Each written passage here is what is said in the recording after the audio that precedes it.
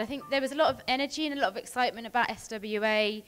In country, they feel as though they're getting going around dialogue with government, sharing understanding around SWA. So we've come up with some concrete proposals that we can do and suggestions for the partnership.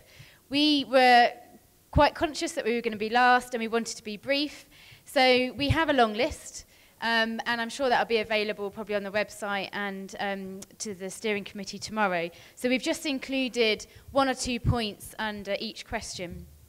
So first of all, I think our constituent members felt as though to do their role better, they would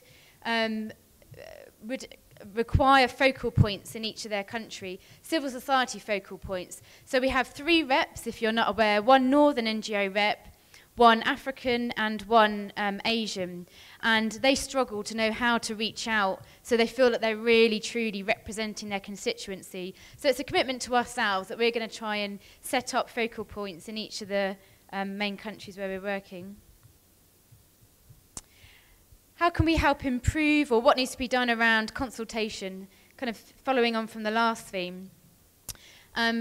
Our 3 representatives have agreed to prepare 1-page summaries discussing the meetings, because I think one of the frustrations from our constituency members is that they feel a bit in the dark, and I think that's on, we hold our hands up in that ourselves in knowing what we can do to improve that. So we're going to take note, they're going to take notes during the meetings and get that out.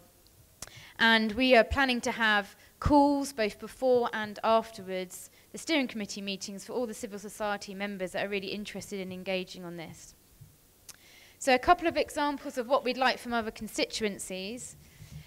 I mean, this is one for all, actually, because we recognise this is a huge challenge in the countries where our members are working, is there's still a bit of a lack of understanding about SWA and really what about the importance and why they need to rally behind it, be that high staff turnover within government or for other reasons.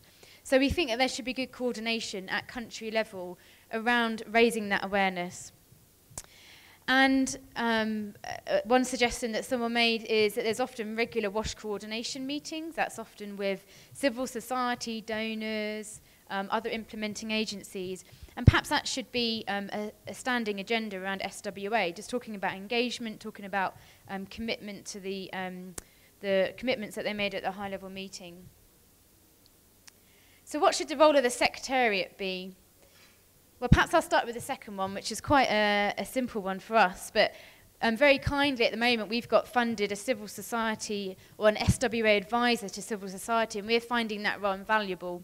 So we would really welcome the continuation of that, especially as we seek to have more focal points, get more countries involved, get more kind of excitement and enthusiasm around SWA, then that's really important to support the 3 representatives as well as getting more countries involved. And we know that there is formal arrangements being prepared around how the Secretariat will monitor high-level commitments, but we also thought about a self-assessment tool that would be fairly light touch, that could be sent to countries maybe 6 monthly, that would cover both high-level commitments as well as just general activities like, you know, is it that SWA just has not been even discussed or mentioned since high-level meeting, or is there meetings going on between civil society and government or between donors themselves in country? So perhaps that could be like an informal self-assessment that could perhaps lead to a report card, and we'd be happy to play a role in that ourselves as well. So how do we mobilise the post-2015 process? Well, we heard from Sanjay earlier about the formal processes and that there's going to be now a water theme. And we're also aware beyond 2015 is the global civil society movement that's leading on all themes for civil society engagement. And there's already a call out for a civil society organisation to lead on that consultation. So there's already discussions about, and there's interest of people in the room here to lead on that. And there's also a commitment from everyone in our constituency to make sure that they do, where they take place, UN or other government consultations. And there is a real strong desire to make sure that they mobilise the smaller, community-based organisations and grassroots organisations in that. And I think probably unsurprising around the post-2015 messaging, you know, it's yet to be determined at country level. There's a lot of work to be done. JMP have done fantastic work around the technical side. Political framing needs more work.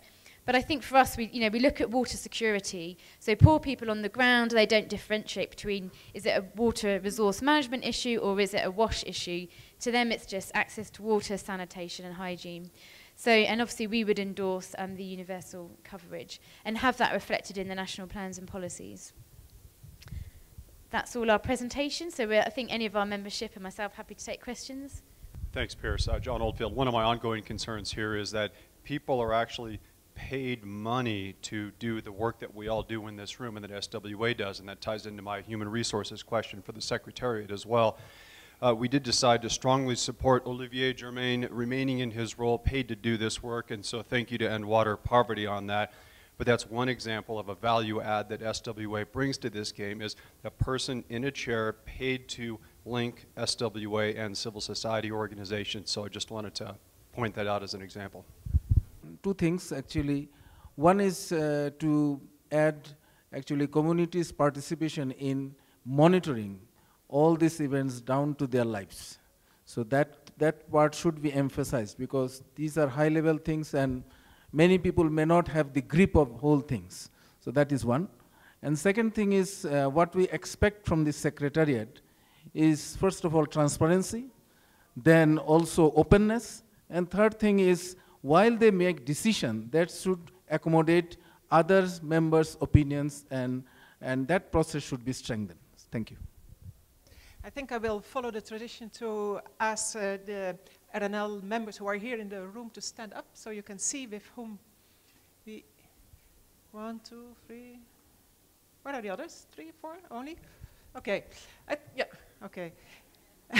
Well, we are, I think at the moment with 11 members, and today represented with 6 or 7, but I think we also have to acknowledge the input to this work of the other members who couldn't make it and be here today, but who have kind of already in a lead process towards the meeting today provided their ideas and input. Because, and to go into the questions the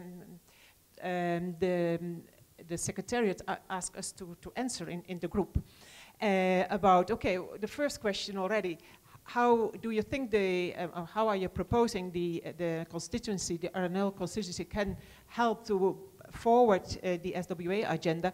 We first had to go one step back and say, okay, let's get clarity on what our role is in the SWA, because it's no secret that has been not at all clear for ourselves and not for the SWA, I think, as a partnership at large. So we put some efforts and thinking in, okay, what can our contribution, our added value to the partnership be, and also thinking what would be expected from us from the larger partnership. And we came to a definition of 6 roles and see if that responds a little bit to the expectations that other constitution members also have. First of all, we think we should be playing and supporting the SWA partnership at large in playing an advocacy role for capacity building, research and learning, so that research and learning, capacity development becomes included in the national agenda, in the national sector plans, if you like. Yeah? So it's advocacy for capacity development, research and learning as a very important element in making sure that all investment in the sector really become effective and sustainable. So advocacy for capacity development in RNL. Another role we think we should be taken up is the brokering role. It's the broker's role between all the information, knowledge, evidence available in the sector to make them accessible, and those relevant for SWA as a partnership, and to make them accessible to the SWA partners. Another one is really doing, it's more into the research and the evaluation of SWA activities, like for instance around the HLM, MPRI, monitoring, and so on. So we come back with concrete activities, what that could mean, but overall really doing studies, research sounds maybe a little bit heavy, but doing studies, analysis around the activities SWA is promoting and undertaking.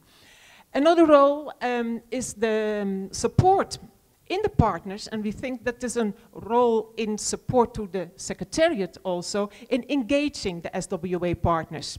Because we also see that if you become a member of the SWA along the road, you know, you need to be catched up, you know, to be brought on one page. So that may be a role for the constituency also to help partners to engage. And that is something we would like to do in very close coordination with the Secretariat, of course. Another role is, and that has been mentioned a lot, I think the need really to support the partnership in the sharing and learning between the experiences of the different partners within the partnership.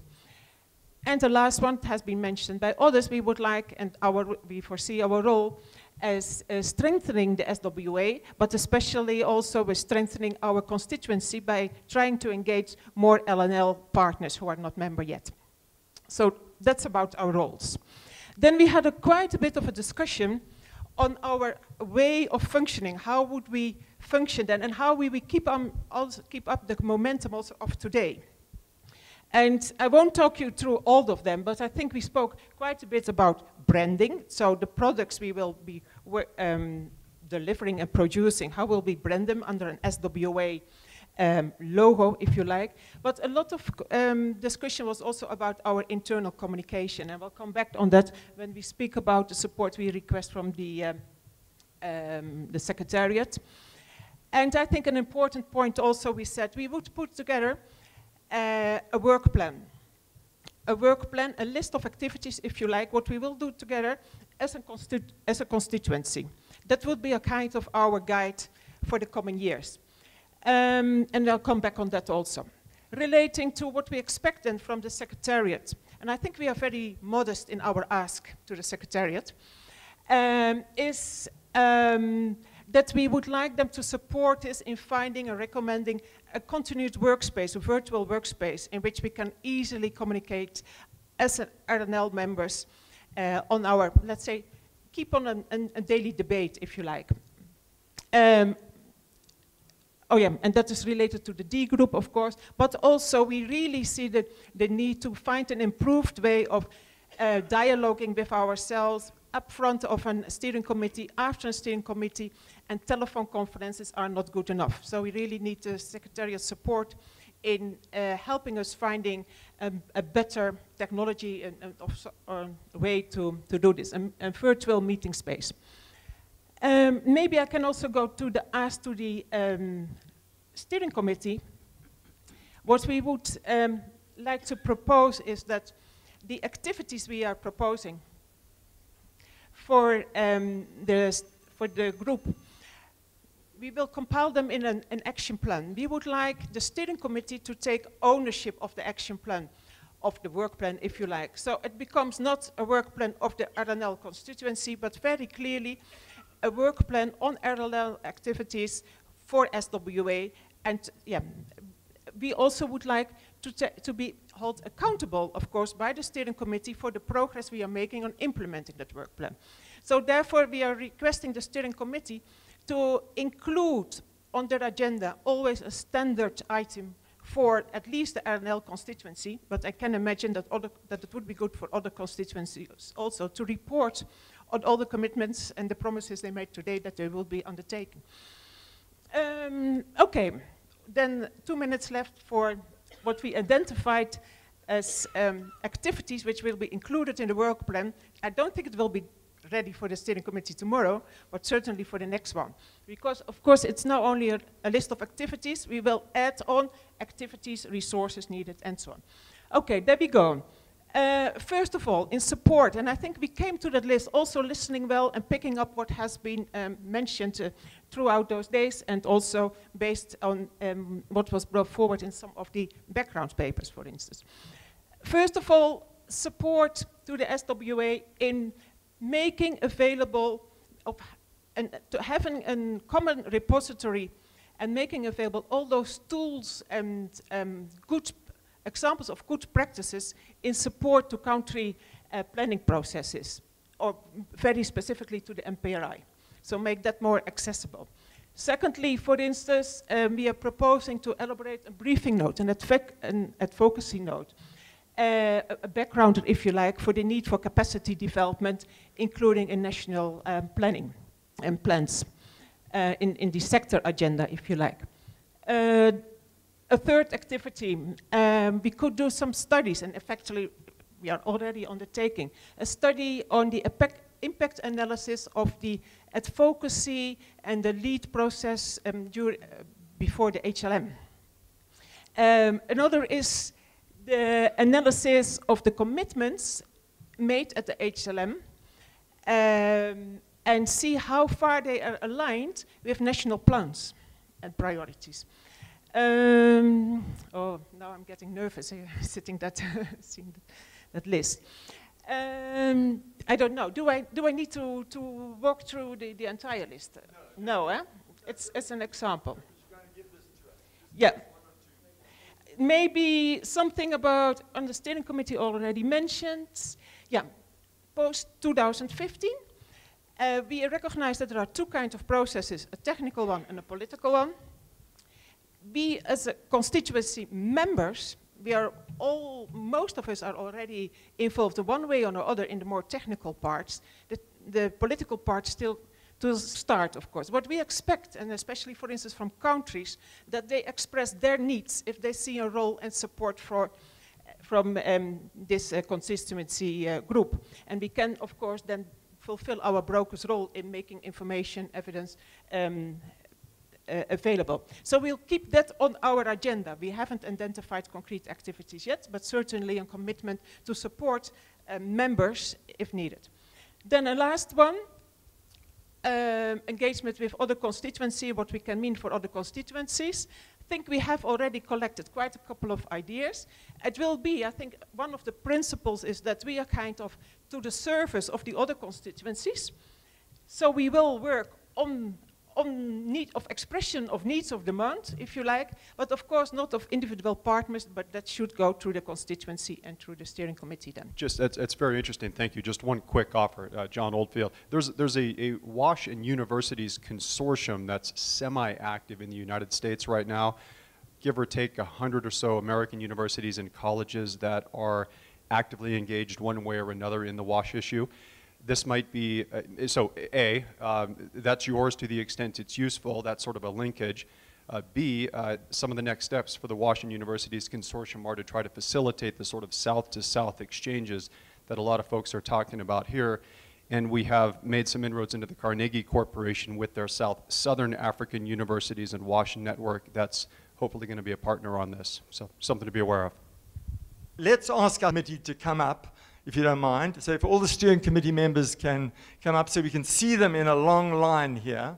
So if you were to ask if you got to get one question or one comment to this wonderful band of leaders who are going to lead us forward, or any advice to them, one piece of advice. I'm going to try and get some advice from some of the tables. Déjà, je suis en train de les découvrir. Je les félicite pour le rôle qu'on leur a confié. Et je voudrais leur dire que c'est un rôle très important et qu'il faut qu'ils reflètent effectivement les opinions des différents pays qu'ils représentent. Qu'ils fassent circuler l'information comme il se doit, que leur point de vue soit constamment le point de vue qui reflète vraiment celui des pays dont ils ont le mandat. Donc c'est un mandat fort, on va les évaluer le moment venu. Merci. Je disais que je suis en train de faire la connaissance, la découverte du comité de pilotage. Je suis très content, je les félicite pour ce mandat qu'on leur a confié.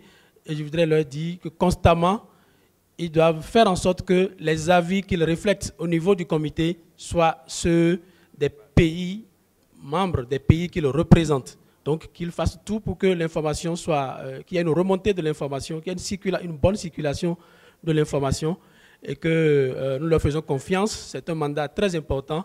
À la fin du délai du délai que couvre le mandat, nous allons les évaluer. Et c'est un rôle très important qu'on est en train de leur confier. J'espère qu'ils en sont très bien conscients.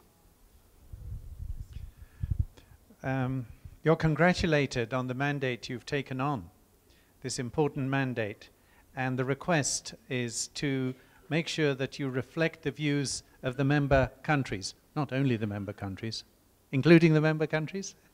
Just a thought. Referring to back some discussions we had within our group was the emphasis on supporting national and subnational processes towards strengthening service delivery, and we thought it was important to look at expertise and experiences with different members of SWA, how to engage with country organisations who have responsibility for service delivery, and to look for ways in which we can establish partnerships at that level and support the service delivery from more of a technical perspective. And we support very much the idea of using the partnership to strengthen dissemination of good practice, to incentivize change both from a political perspective, but also supporting technicians to capacitate them, organizations and reform processes. Moi, je recommanderais, c'est pas un conseil, mais juste une recommandation, d'abord, bâtir sur l'existant et les expériences passées et les partenaires qui font déjà beaucoup de travail sur le terrain. Donc c'est très important pour optimiser l'action de SWA et ne pas essayer toujours de réinventer la roue. Ça, c'est le premier point. Deuxième point, être, comme ça a été dit, transparent et représenter l'intérêt de tous les partenaires. Merci. These two members who are representing governments. I think as we are going towards the post-2015, I think you should set an agenda such that the access to water and sanitation that we are going to target for the post-2015 will transform the lives of our people. Not access that is going to leave us with our sisters and mothers putting big bags, pots of water on their head. But I think we should focus on house connection. House connection or pipe to water where water is more close than the way it is, because now we are saying 500 meters, which is 1 mile to go and return. That's the access. For me, that's not an access. It's rather a problem to our people. So think of the access that will transform the lives of our people. Thank you. I would like to ask how many representatives in the steering committee? And does this steering committee representing all the world, like regionally and globally? That is all. Thank you. I'm Becca Iga. I represent Africa Civil Society organizations. I'm Miali, and I will represent French-speaking countries in Africa. I'm Bev Pretorius, and I represent African local governments. Irfan representing, from Pakistan, representing South Asian governments. Yuan working for the Swiss government and working for the donor constituency. Ebelo Keke, leading spokeswoman. Vijay Shrestha representing South Asia, East Asia, and Latin America. I'm Nalwega Maimuna. I'm standing here for my boss from the African Development Bank, representing the Development Bank constituency. I'm Dominic Duval, representing WSP in the World Bank, and all those who are unserved. I'm Darren Saywell, I'm the Vice Chair of SWA. I'm Sanjay Ujjasekar from UNICEF, and we are here as ex officio members as hosts of the Secretariat. Lily Ryan Collins, representing the UK's Department for International Development, and also standing in for my manager, Guy Howard. Chris Williams from the Water Supply Sanitation Collaborative Council, representing multilateral agencies. Thilo Panzerbieter, representing the Northern Civil Society.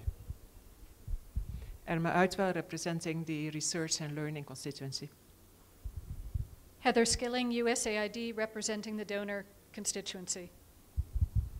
Peter Mahal Dio. I'm the African countries of Anglophone.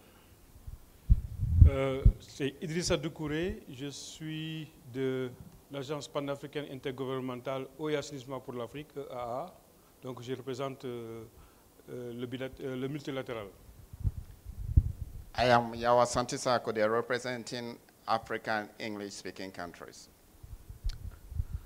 My name is Dibalok Sinha. I come from Bangladesh. I'm representing FEN South Asia, which is a composition of Bangladesh, India, Nepal, and Pakistan. I'm Henry Northover from WaterAid, based in the UK, representing the other constituency, formerly known as the sector constituency.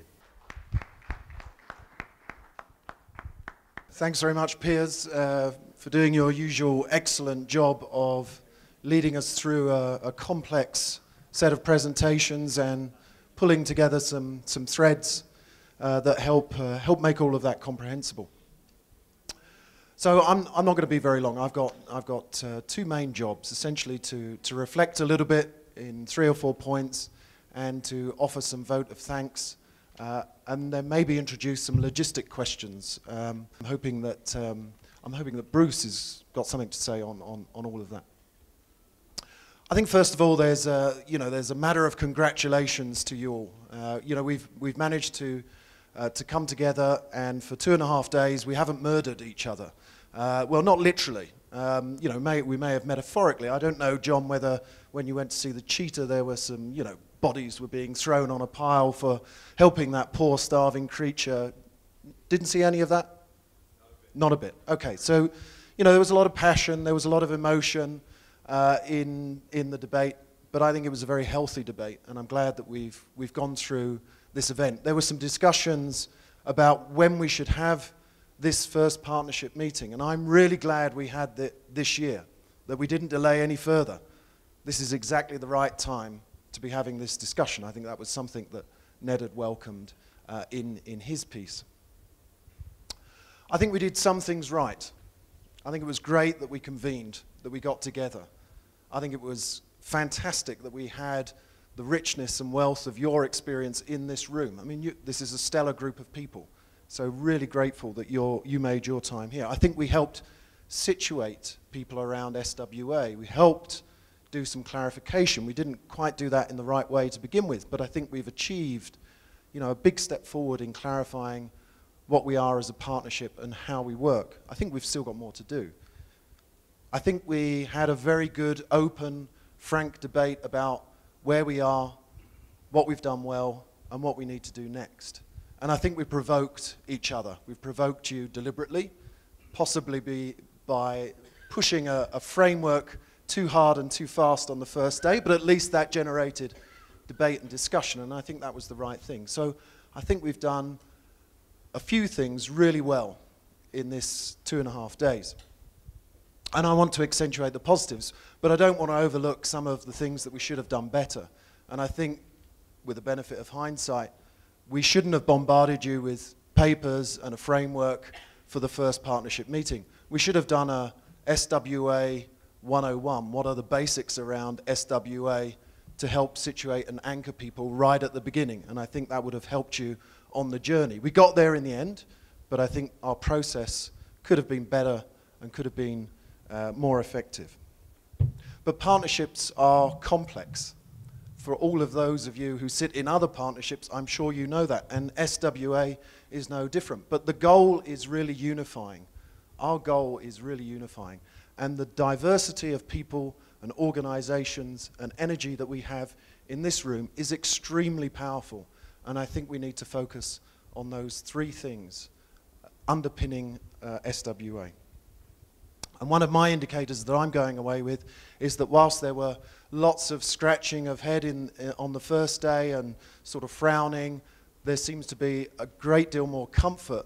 I'm reading the non-visual cues, so to speak, or the non-verbal cues about the level of comfort that people have as we've arrived towards the end of these 2.5 days. I think we have a couple of very clear takeaways. And it was, partly through a device that Piers developed when he was at WSP and which Clarissa implemented on yesterday, whenever it was, which was the human thermometer. And I think that the clear takeaway from the human thermometer was consolidate. Focus on the winning things that you're doing already. Be cautious about incremental growth. Think about moving ahead, but build on what success you have already. And I think that that was partly a reaction to the framework that we put up on the first day, but I think it's been good to go through that process. I think the other clear takeaway that we're getting is we have some clarity on the relationships within SWA between what the Secretariat does, doesn't do, what the partners can and can't do, and what the role and the function of the steering committee is. And that sort of dynamic is going to be key for us to understand and to get right, to keep the coherency of this partnership together as we move towards that unifying goal. One of the things I just wanted to finish on saying was, you know, I've really appreciated all of your inputs. I liked the sentiment that was behind one of the comments that Glenn made from WSP. I don't think he's in the room, but I think he was talking about a Bolivian politician. And I really liked the sentiment, and it was something that I'll carry with me on the way back and when I think about SWA. And he said, in relation to a Bolivian exercise or initiative, any initiative that will have impact will have to evolve. And I think it's right that you've spoken very clearly to the steering committee about consolidation, but we know that the world and the environment around us is changing. So whether we consolidate, we're always going to have to be keeping our eye on how SWA has to evolve and respond to those changing challenges and those changing priorities. So that was, you know, the basis of my reflection. I think, you know, there's a clear takeaway for the steering committee about tomorrow's work, consolidation on the existing framework, and how we move forward with some of the recommendations that we received from across the constituencies over the last 2.5 days. I wanted to give a quick vote of thanks to a number of people, and I'm convinced I'm going to get this wrong, so I'm going to put my disclaimer out there now. If I miss you, mea culpa, it's not deliberate. But I think we have to recognize a number of people in this room without which this meeting and without which the progress behind the partnership would not be as strong as it is. I'm going to start with the donors, and I'm not going to do this in any particular order, but I wanted to recognize them. So thanks very much to SDC, to BMZ, to the Gates Foundation, to DFID, to Dekis from the Netherlands. Dick is not with us. And I think that's it in terms of our current crop of donors. I think that's it. So thank you to you for your unstinting support as we move forward. And we look forward to bringing on other donors who we're having current conversations with. I think secondly, we need a quick round of applause for the people who have helped fill the content in this last 2.5 days. So we've had a number of chairs, we've had a number of panelists. We've been really nasty to people and asked them to speak off the cuff, and you know, you have to abide with peers coming up to you and forcing a microphone in your face. So I think we should have a quick round of applause for all of those people who have made that work. I think we want to recognize Mike as chief facilitator. Mike, thank you for leading us through these last 2.5 days. And for your skill in interpreting the mood of the group and how we've moved through the agenda. There's a whole bunch of behind-the-scenes communication work that's been going on, led by Ceridwen, wherever she is, and her communications colleagues. She's been tweeting and blogging and getting video ready, and stuff is up on our website. And thank you to Ceridwen and all of the IT and video team here have been working on that. So a quick round of applause for those guys. I'm going to shift over to we've already clapped for the steering committee, so you guys, sorry, you've already had your thanks, and actually you get to do the part of the hard work tomorrow. But I want to talk a little bit about the Secretariat, and thank them for their inordinate amount of work that they take forward. It's a very small, lean, and at times very mean secretariat, in both senses of that word. So that's led by Cindy. It has Fiorella, Keredwin, Amanda, Sanjay as the secretariat host. Who am I missing? It's supported also by Piers and Clarissa. So thank you for that tremendous energy and experience in that team. It is truly a team, truly in the Premier League, let me put it that way. And I think we also want to recognise some people within the steering committee who have led tireless and at times fraught task teams. So Henry, thank you so much for all the work that you have put in what is a tremendously difficult and highly charged environment. So I'm sure I've offended 50% of you by not mentioning you, but thank you also for spending the hours that you've spent to get here and the hours that you've spent to get back home, and the terrible connections that some of you are going to have, like me, to get back to Washington. So thank you for all of that time. It's a real hard task, I mean, since we are so many around. But I think it's my perception that I enjoy your confidence in saying that SWA is really emerging as a lead forum for addressing sanitation and water issues. And I think we all agree that this event was a success. It was awesome. Not only in terms of meeting people, discussing issues, but as Darren and Piers said, focused, honest dialogue. And I think this whole would feed into providing strategic guidance to the whole process. The event is going to end, but I think this is a new start, re-energized, and we look forward. Our aspirations are high.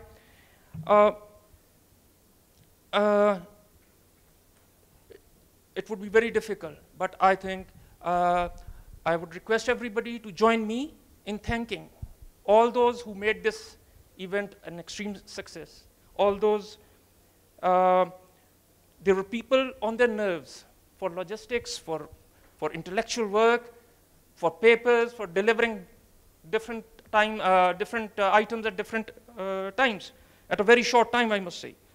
For people who made this happen, for people who made this organize and facilitate, they have devoted their time and energies. I thank everybody who was here, who made this a success. The whole team, SWA team, and especially the Secretariat. Thank you very much.